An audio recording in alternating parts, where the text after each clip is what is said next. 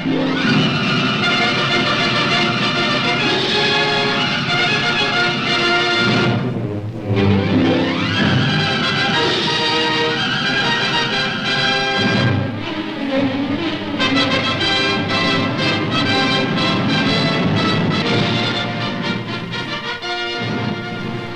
picture you are about to see was taken from Air Force Combat Film Digest.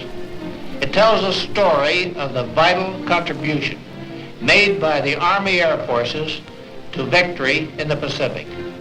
Since December 7th, 1941, the world has decreased in size and its shape has been considerably altered. This phenomena, which has brought disaster to our enemies, will remain as a lasting tribute to the skill of American aviation, its workers, and the personnel of the Army Air Forces. In less than 4 years, the distance around the world has been spanned thousands upon thousands of times. Places that were once obscure specks on the map have become bywords in every home in the land as they were bombed, rebombed, and blasted out of existence until victory was won. The Army Air Forces played an important part in winning the war. It is equally important to ensure our winning the peace that America remain what it is today, the leading air power in the world. You and every American can play your part in maintaining the freedom and security for which we have all fought by buying and holding bonds. War comes to Japan, Leh, Salamaua, New Guinea. We start for Tokyo. The Aleutian Islands.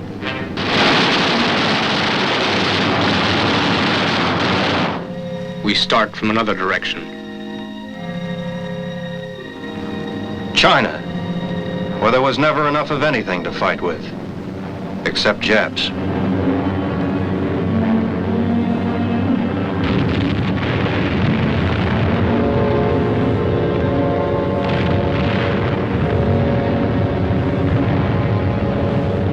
We kept trying. Just another one of 100 blobs of land to retake in the Pacific. Wake Island. We got it back. Burma, penetrated by the airborne infantry of every nation. Practically nothing stopped us. On the road to the Philippines, Hollandia. Obscure names on the map of the world that were blasted out of existence.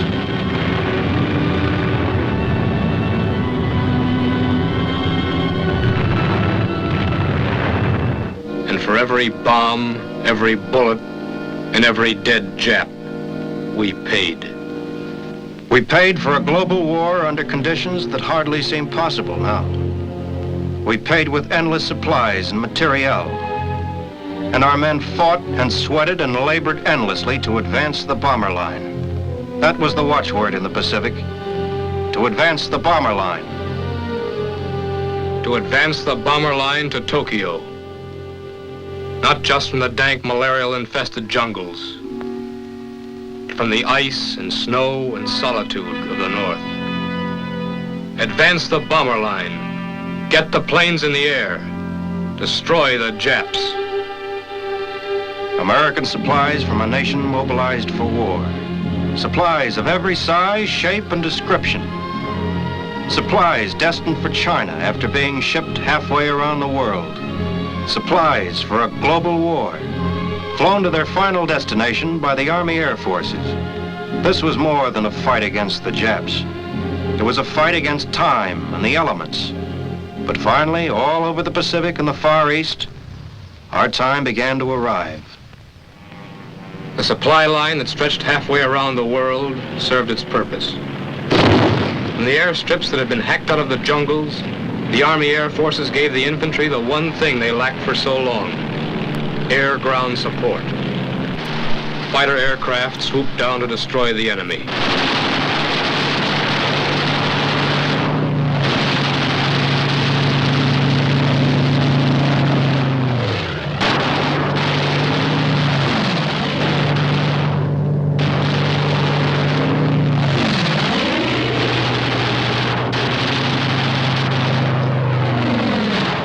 in central Burma, 90 miles southwest of Mandalay, is just one example of the thousands of times that air-ground support catapulted our advances forward. In this instance, air power was used to clear the way for a push south to Rangoon and win that port for our own forces. P-47s in the 1st Air Commando Group were used to aid the British infantry to cross the Irrawaddy River and establish a beachhead. The air action ranged in a 50-mile radius. The pilots, guided by intelligence reports, were in constant communication with ground installations. They bombed and strafed everything the Japanese had so carefully installed. What would have taken months of hand-to-hand fighting and heavy casualties was accomplished in a matter of days. And even as this beachhead was consolidated, it was clear that the British-American air-ground coordination would push the Japs out of Burma. This is an emergency hospital located 7 miles behind the front lines in northern Burma. General Stilwell watches as Chinese casualties are brought in to be treated by Lieutenant Colonel Gordon Seagrave, the famous Burma surgeon, and his staff of Army doctors and Burmese nurses.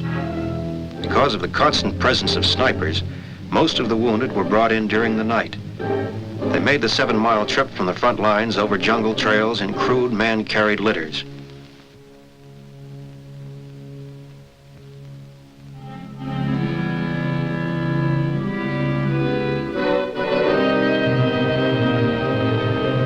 This base, like many others, was supplied with medical equipment and plasma by the Army Air Forces. The wounded men, after being treated, were carried an additional 14 miles to a landing strip where they were flown back to a general hospital at Lido, a trip that would take 15 days by foot. The Army Air Forces made it in 1 hour and saved the lives of countless soldiers of the United Nations who were patched, mended, and revivified by the combined miracles of modern medicine and air power. No sooner was a new base secured in the Pacific when the same relentless, monotonous tasks began all over again. At Saipan, supplies, equipment, engineers followed in the wake of the invasion forces to make the island operational for the Army Air Forces. Work began even while the freshly wounded men were still being evacuated to Kwajalein. Just a few short days ago, these men had left Kwajalein whole and ready for battle. Now they were going back to where they had started from. The victory at Saipan had been a costly one. But the enemy had been made to pay double. Once more, the potency of air power manifested itself. One of the strongest Jap bases in the Pacific had been reduced to rubble. The Japanese warlords knew now that soon no part of the homeland would be safe. Then began one of the miracle jobs of the Pacific, a job that had to be completed within hours of the time it was begun, to rebuild and lengthen the newly captured airstrip to accommodate the weapon that was eventually going to win the war. It's history now how the job was accomplished. And out of the vast stretches of the Pacific roared the mightiest bomber the Army Air Forces had ever dreamed about, the B-29 Super Fortress, with the dust of the Kansas plains still embedded in the shiny silver wings. This was the bomber that was designed to carry the war directly to Japan itself. The zenith of the long-range plans for victory in the Pacific was in sight. However, there was an obstacle in our path. It was called Iwo Jima. We needed this tiny stretch of land for many reasons. As a fighter base, as an emergency landing field for B-29s returning from missions over Japan, and also because it was filled with Japanese aircraft that had to be eliminated before we started on the road to Tokyo. Using Iwo Jima as a base, the Japs attacked Saipan at every opportunity. And we shot them out of the sky as fast as they came over.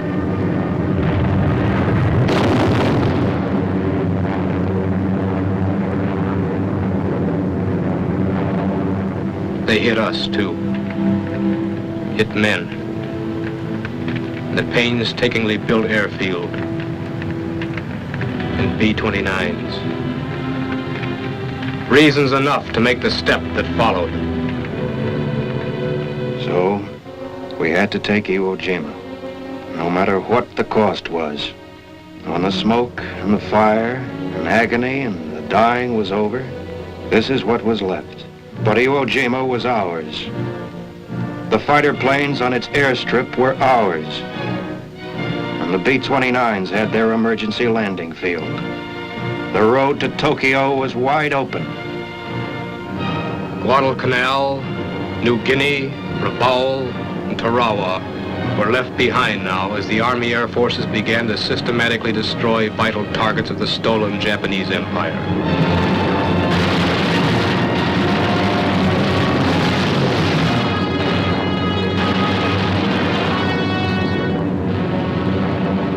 In Borneo, the valuable oil supplies at Balikpapan and surrounding vicinity were subjected to devastating aerial bombardments. These were long, dangerous missions, but they were worth it. The major supply of fuel for the Japanese war machine was destroyed, and the enemy on Borneo was softened up for the inevitable invasion that followed the heavy air attacks. The high-geared Japanese war machine was slowed down to a walk.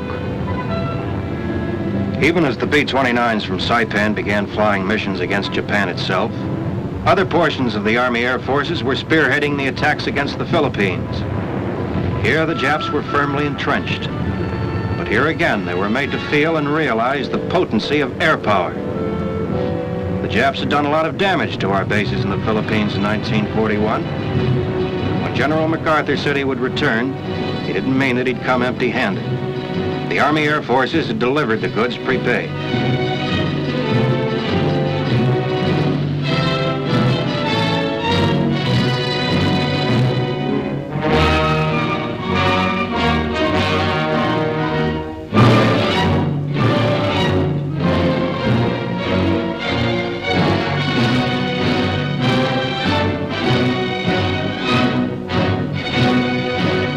The recapture of the Philippines and the liberation of its long-suffering people is just part of the archives now. And General Douglas MacArthur has reached his goal to avenge Bataan and Corregidor. There was still another base we paid to secure. Okinawa.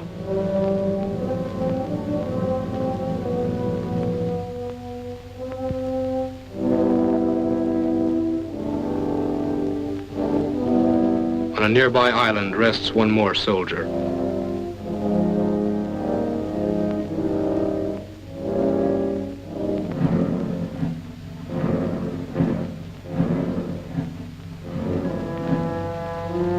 But Okinawa, too, was soon operational. General Doolittle arrived from the European theater and assumed command of the redeployed 8th Air Force. The stage was set, and General Arnold, commander of the Army Air Forces, flew to a far eastern base to discuss the knockout blow with Generals Kenny and Whitehead. The bomber line had advanced to Tokyo at last. And what a bomber line. 400 plane raids. 500. 600. 1,000. The island hopping, the naval battles, the hand-to-hand fighting of the Marines and infantry were all paying off at once. Japanese aircraft production was reduced 50% within a space of weeks. Japanese shipping was slashed to shreds, and their war plants were systematically eliminated. The superfortresses rained a constant stream of destruction and were accompanied on their missions by strong fighter escorts to protect them. Tokyo, Kobe, Nagasaki, Yokohama, Curie, and every other major city of Japan was bombed and rebombed by the B-29s. Entire cities were destroyed, while others were left smoking and paralyzed. Millions of Japanese were forced to flee. In these final days of the war, air power and air power alone was bringing a nation to its knees. It remained for air power and air power alone to finish the job. One day, August 5th, 1945, one B-29 left on a special mission. One airplane that represented the people of the United Nations and the millions who had lost their lives.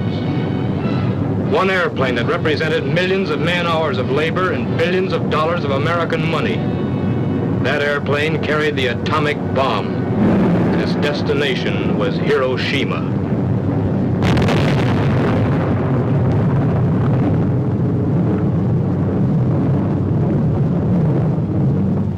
A city in ruins with one bomb. This was the first test of the atomic bomb in New Mexico.